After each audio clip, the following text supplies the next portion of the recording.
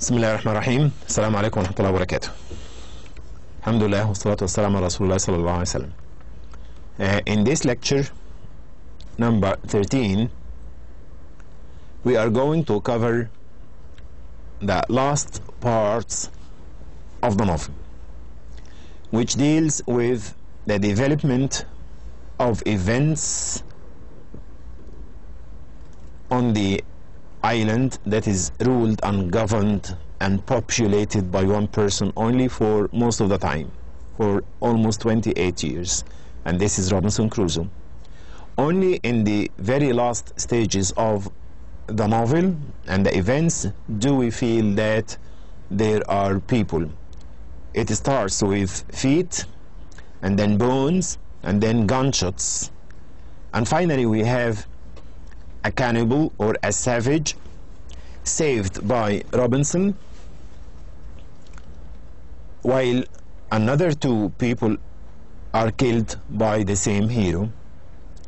When Robinson finds one of them who doesn't talk at all, who he's supposed to be a cannibal or a savage, he doesn't know anything, he has no learning, he has no language, nothing, he begins to teach him. He teaches him, he gives him a name, and the name is Friday. It is because of the fact that he found him on Friday. The next point is that he teaches him language. What kind of language does he teach him? It is the language that helps us to understand the relationship between the master and the servant. Who is the master? Robinson. Who is the servant? Friday, man Friday. So he spends 28 years on an island off the coast of Venezuela with his talking parrot, Paul. What is the name of the parrot? Paul. He has a pet dog and a tame goat as his only companions. Who are the companions so far before the coming of cannibals? And where is the island? And how long does this take place? So lots of pieces of information in one sentence. How long does he stay on the island? 28 years. Where is the island? Near Venezuela. Who are his companions?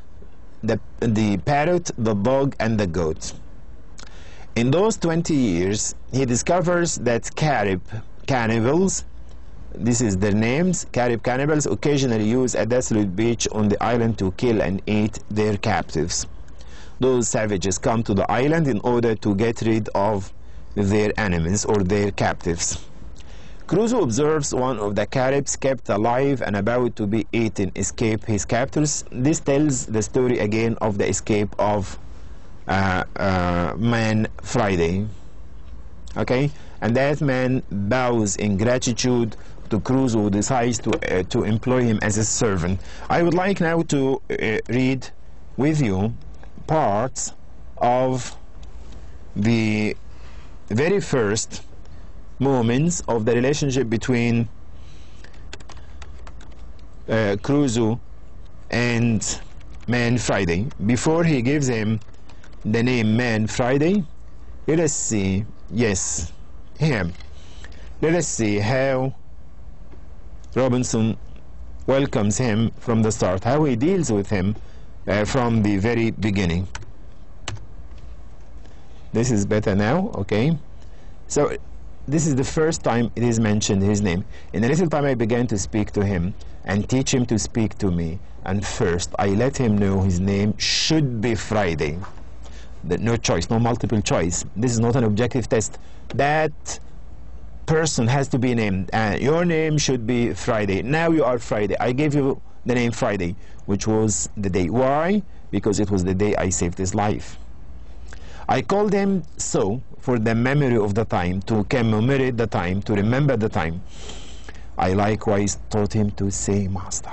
As I said in the last lecture, the first thing that he teaches man Friday is to say master, and then let him know that he was to be, that he let him know that was to be my name. He didn't tell him at all that his name is Robinson. He told him that his name is master.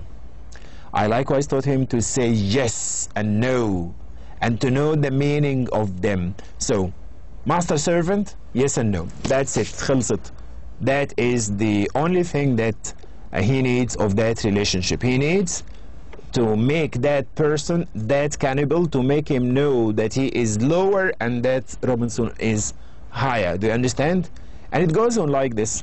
It will go on like this forever.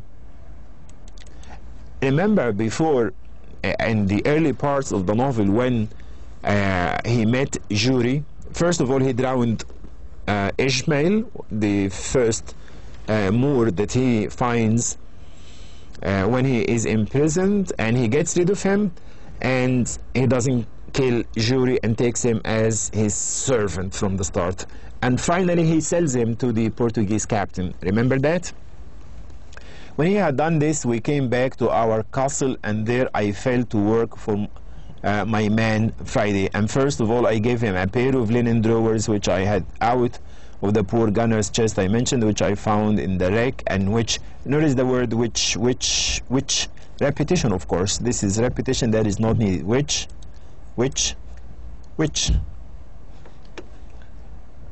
Are you following? Do you know what I mean? Repeating certain words like which, here. Let me highlight. Yes. Here. Which, with a little alteration fitted him very well, and then I made him a jerkin of a goat skin, as well as my skill would allow, for I was now grown tolerably a good tailor, and I gave him a cap which I made of her skin, very convenient and fashionable enough, and thus he was clothed for the present tolerably well, and was mighty well pleased to see himself almost as well clothed as his master. Starting from here, ladies and gentlemen, until here, from when I had done this until this, you know, a very long sentence. It ends here, and there you have the words which repeated 3 times, and you have also brackets like this. Okay, very long sentence indeed. Weaknesses, of course, in the novel. Crusoe describes Friday as being a Native American, though very unlike the Indians of Brazil and Virginia. His religion involves the worship of a mountain god named Binamaki, officiated over by high priests called Okwaki. Friday tolerates cannibalism and even suggests eating the men Crusoe has killed. Naturally, the writer describes him as bad, as savage, as a man-eater. But Crusoe teaches him the English language and converts him to Christianity. Though Robinson himself is not quite religious, but he converts man Friday to Christianity. He tells him, you are Christian now, and he begins to teach him that cannibalism is wrong. Understand? Crusoe returns to England 28 years after being. That is the story in brief. Okay, now let us have some details. The appearance of Friday is a major development in the novel, which has had only one character in it for a large part. As I said a short while ago, in 28 years we only have Robinson Crusoe on the island. Other people in his place would have gone mad, of course. It's madness to live alone for quite a long time. Suppose that you live on the island for 28 years. That's too long, very long. The sweetness and docility of Friday. He's described as nice and decent and obedient. Whatever Crusoe tells him, he obeys.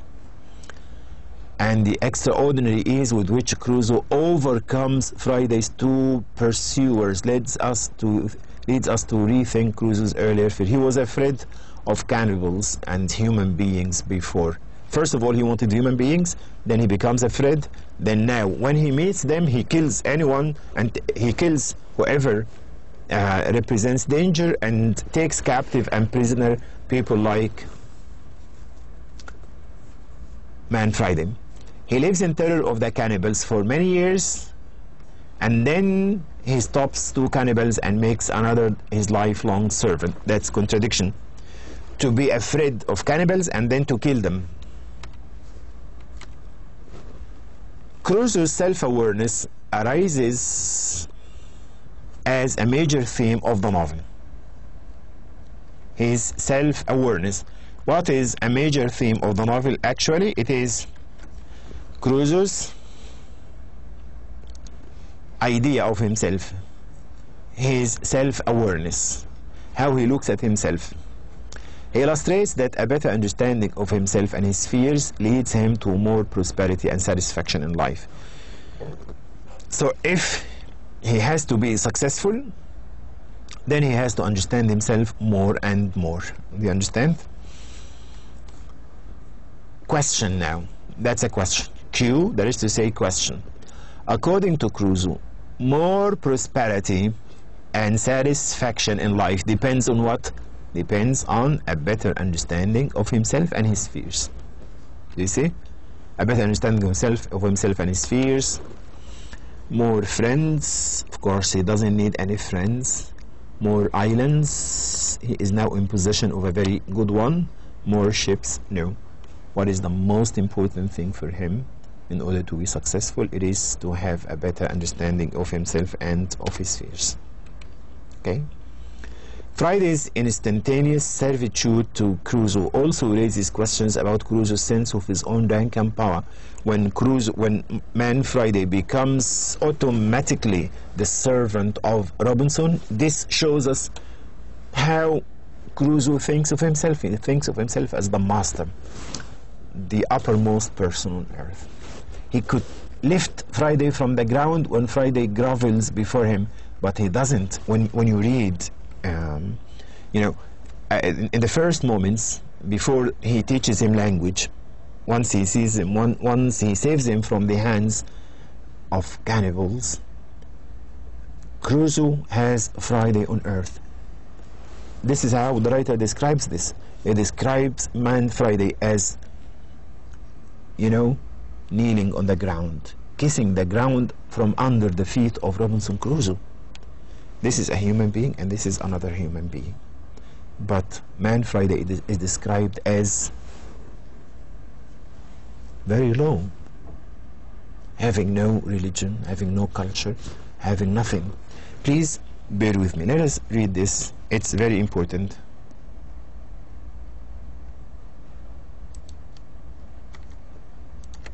Yes. Before that, actually, not this selection, but before that.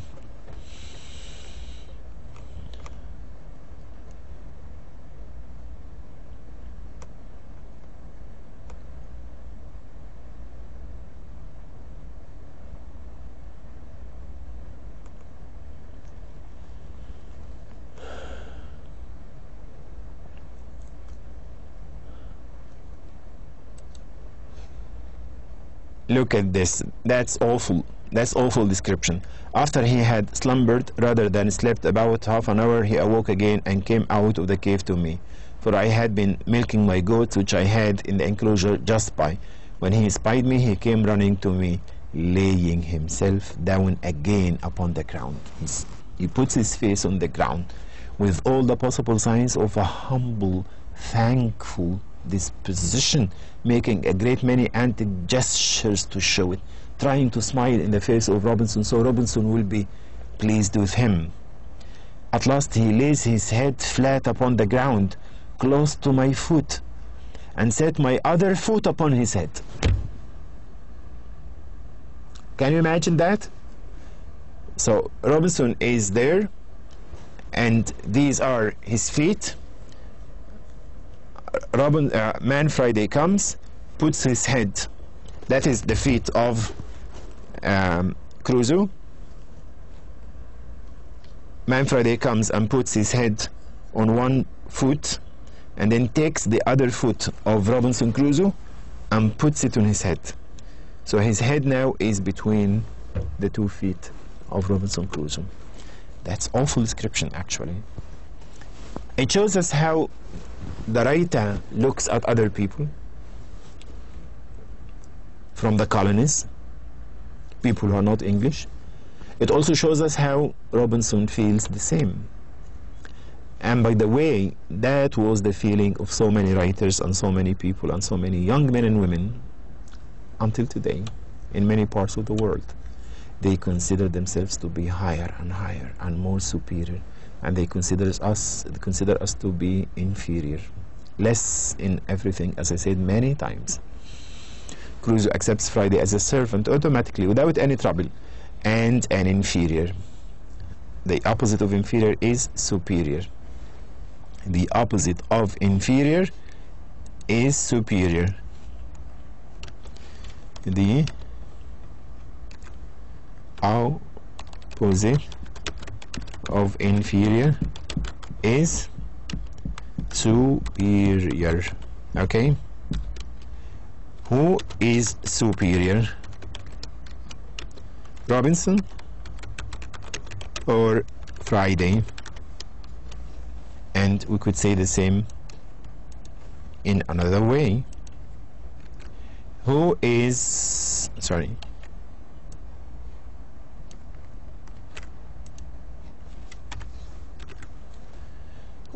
inferior? Robinson or Friday? Do you understand? This is how it goes.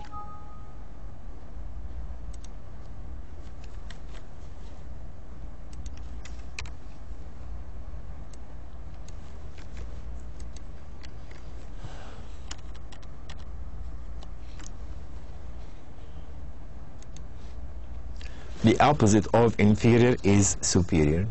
Who is superior in that relationship? Is it Robinson or Friday? Of course, Robinson is superior. Who is inferior? It is Friday, right?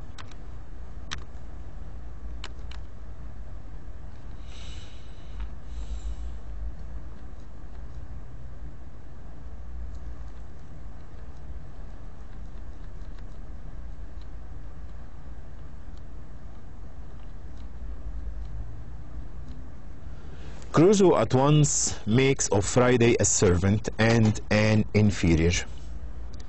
That happens at once, immediately after they meet. Is it because, why does this happen? Why does he deal with him as a servant and with himself as a master? Is it because Friday worked as a servant before and he comes here to Crusoe in order to work as a servant? Is it because the writer wants to show Crusoe as superior to Friday? Is it because there were no servants, so Crusoe needed his help? Is it because Friday wanted this? Neither of the three answers is correct. One only is correct, and this is 2. The writer wants to show Crusoe as superior. Before Crusoe and Friday have a chance for their voyage to the cannibals' land, the cannibals visit Crusoe's island. 21 natives come in 3 canoes, and this is a habit now. They come every other time in order to kill some captives. Okay? Hesitant on moral grounds to kill so many. How many are they? 21. What are they doing? They are trying to kill and eat 3 prisoners. What is Robinson's reaction? He is hesitant. He hesitates. Why does he hesitate? On moral grounds. What moral grounds? They are many, and I cannot. It's not moral. It's not nice to kill so many people. How does he behave? What does he tell himself? He reasons that since Friday belongs to an enemy nation, the situation can be construed as a state of war in which killing is permissible. He changes his mind. He regards those people as enemies. They are coming in order to start a war. Let us consider it a war. So he approaches the shore and observes that one of the prisoners is a European. This time the cannibals are coming to kill 3 prisoners. One of them is a European. Without reading more, we have to understand that Crusoe is going to be very careful not to have that European killed. He wants him alive. He wants to save him because he has the same skin color. He is his countryman. Crusoe and Friday fall upon the cannibals and quickly overcome them with their superior weapons. Oh my God. So 21 cannibals. A cannibal is a man-eater. A cannibal is able to eat you. Take care. Cannibals eat people. And 21 of them are easily killed by Robinson and Friday. They have what? Superior weapons. Do you understand? Allowing only just four escaped. Friday is overjoyed to find that another of the prisoners is his own father. So there are three prisoners. One is European, another one is Crusoe's own father. Robinson Crusoe's own father is prisoner. Question now, why is Robinson's father here on the island? What is he doing on the island? Why is he a prisoner to the cannibals? Did he try, for example, to save Robinson Crusoe's life? So he came to the island and was taken as prisoner by the cannibals? No, that is very strange. We do not have any explanation in the novel for this. The novel just tells us that one captive is European, one other is his own father. Crusoe and Friday feed the prisoners and carry them back to Crusoe's dwelling, where a tent is erected for them. He reflects contentedly on the peopling of his kingdom with loyal subjects. What is the logical result behind all this? After 28 years, he meets his own father. A few slides ago, we said that he is very guilty. The original sin. Remember, what is the original sin? Disobeying his father. So his father now is in front of him on the island. What should we expect? We should expect Robinson to cry all the time and to express his sadness and his guilt and his remorse, to say, Father, I'm sorry, I suffered all this. I suffered from all those troubles because of the original sin of disobeying you, Father. Father, please don't be sad at me. I'm very sorry. I'm quite sorry. And he would feed his father, protect his father, clothe his father, make his father happy, take his father with him away back to England. These are the logical, normal things that Robinson is understood to carry out once he sees his father. But read the last sentence. Let me hear your voice. Crusoe reflects happily, he's very happy, contentedly, on the peopling of his kingdom with loyal subjects. Oh, now I'm very happy. Why am I very happy? Not because of my father. Huh? Why are you very happy then? Because my island now is inhabited with people. We have people on the island. And those people are loyal and they are subjects. They are my subjects. They are mine. I am your master and you are my servants, even his father. Do you understand? I would like you to have the critical eye, to think with me, is that acceptable? Is that probable? Is it probable for one person, any person, in any religion, in any culture, not to feel any happiness at all at seeing his own father after 28 years of absence? After feeling deep guilt and sinfulness at disobeying father. You understand? That is quite strange, of course. Why does Crusoe hesitate to kill cannibals at the start? Let us read again. He hesitates to kill them on moral grounds. What is the moral grounds? I cannot kill all those people. So if you kill some, it is moral. Do you understand? So he hesitates at the start. On moral grounds. He calls them moral grounds, of course, or on financial basis, money reasons, social reasons, no obvious reason, no, the first one. One of the prisoners Crusoe arrests is his own father. He takes his own father as a prisoner. What is this called? What do you call it? If you can give it a name, if you can describe this or give it a name, what more can you say about that? Is it sentimentalism? Is it verisimilitude? Is it coincidence? Is it plot? It is coincidence. Why is it coincidence? What is a coincidence? Go back to the slides before 6th, 7th, 8th lecture. A coincidence is something that happens by chance and against logic. Something that you don't understand. We don't understand. What is this? How can a father who is in England appear on an island that is in Venezuela, in South America, close to Venezuela? Do you understand? What has brought that father here? Is it because he was very sad and that is why he came, as I said, to that island to see his son? That's not believable, and that is why we call it a coincidence. The relationship between Crusoe and his father is a very important one here, of course. Is it the same? I mean, is it the same relationship between them as it was in the past, before he went to the island, before he went on a voyage?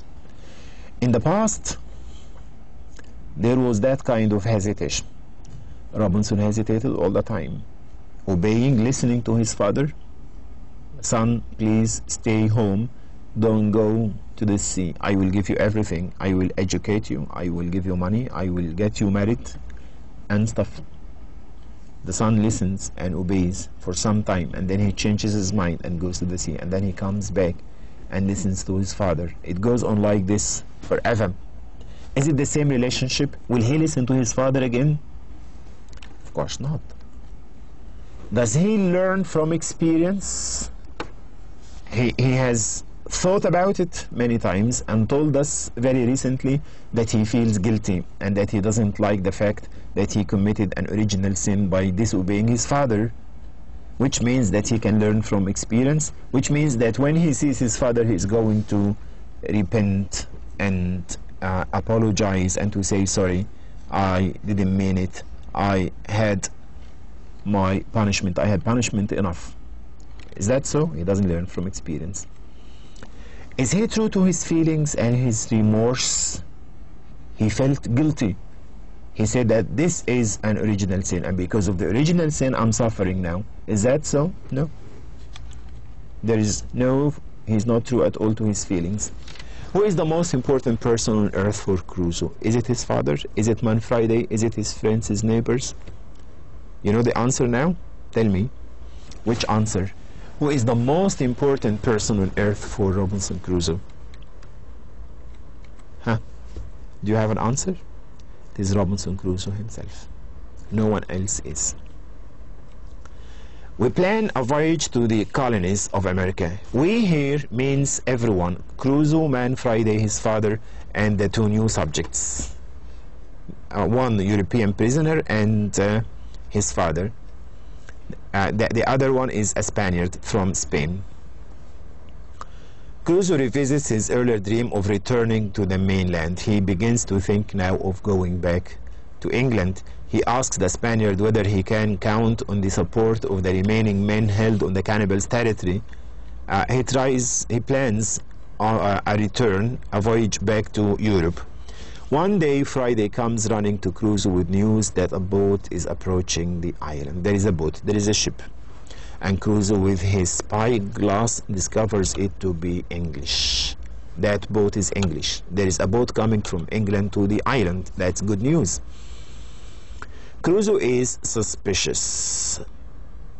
What is suspicious? He's hesitating. He doesn't like it so much. In his place, what would you do? After spending all this time and after telling us right now that you want to go back to England, there is an English ship. So your logical reply and conduct would be to dance out of happiness, you know, but he is suspicious because he doesn't want anybody else to be better than he. Near the shore, Crusoe and Friday discover that the boat contains 11 men, 3 of whom are bound as prisoners. There are 11, 3 of them are prisoners. He suspects that the captors are preparing for cannibalism. When the 8 free men wander around the island, Crusoe approaches the prisoners, who mistake him for an angel. One prisoner explains that he is the captain of the ship and that the sailors have mutinied. Crusoe proposes that in exchange for liberating him and the other two, he and Friday should be granted free passage to England. So this is an agreement between the captain of the ship and Robinson, so he can go back to England. The captain agrees and Crusoe gives him a gun. Crusoe realizes that the other seamen may notice something wrong and send more men on shore to overpower Crusoe's men. They disable the boat to prevent additional men from escaping. So he plans to go back, as I said, to England by a very intelligent plan. The relationship between him and Friday continues to be described all the time. There is affection, there is loyalty. At that time, well, you can read more about this at home when Crusoe describes his own singular satisfaction in the fellow himself and says, I began really to love the creature. He doesn't say, I began to love Man Friday. He says, I began to love the creature, just a creature. A creature is maybe an animal, maybe a plant, maybe an insect, maybe a cannibal, maybe a human being. So he's just a creature.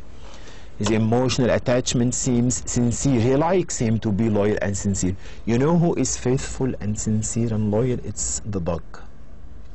For me, Robinson considers Friday to be his dog, very faithful and very sincere, even if we object to Crusoe's treatment on Friday as a creature rather than as a human being. We seize the ship. Having defeated the mutineers, Crusoe decides that it is time to seize the ship, and he tells the captain of his plans. The captain agrees. Crusoe and the captain intimidate the captive mutineers with a fictitious report that the island's governor intends to execute them all, but would pardon most of them if they help seize the ship. To guarantee the men's promises, Crusoe keeps 5 hostages. The plan works. The rebel captain on the ship is killed and the ship is reclaimed. When Crusoe glimpses the ship, he nearly faints from shock. In gratitude, the captain presents Crusoe with gifts of wine, food, and clothing. The mutineers are offered a chance to remain on the island in order to avoid certain execution for mutiny in England. Gratefully, they accept. So people began on the ship, people began to rebel against the captain and against the administration of the ship, but Robinson Crusoe has a solution to everything.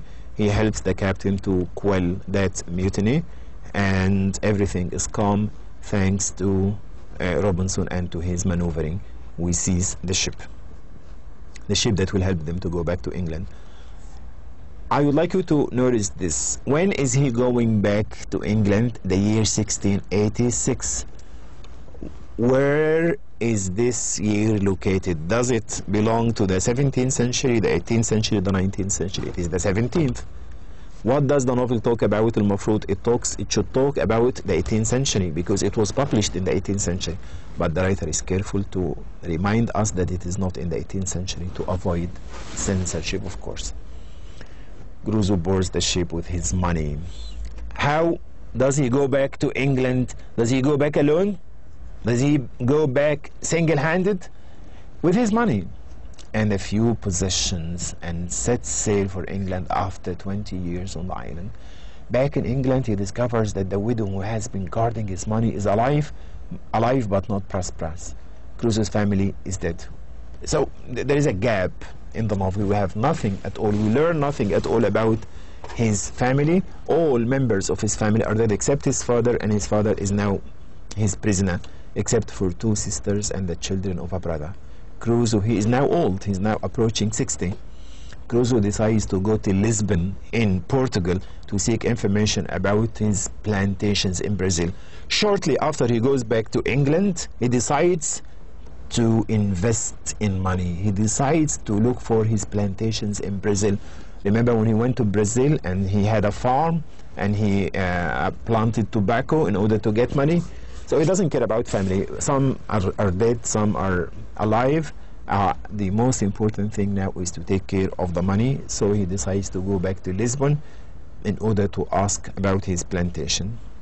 That actually is the end of this lecture, but before that I would like to sum up with you what we have been saying. This is stronger a little bit than lecture number 12, in which we talked about the meaning of colonialism, about the beginning of the relationship between Robinson Crusoe and Man Friday. Here we have something stronger and more profound. What is that?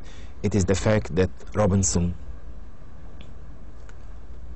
focuses more and appreciates more and more, you know, the fact that he is a master, and at the expense even of his father, even of his friends, even of his family. When he goes back to England, we still have another more lecture to go. Thank you very much. See you in the final lecture, inshallah. Assalamu alaikum wa rahmatullahi wa barakatuh.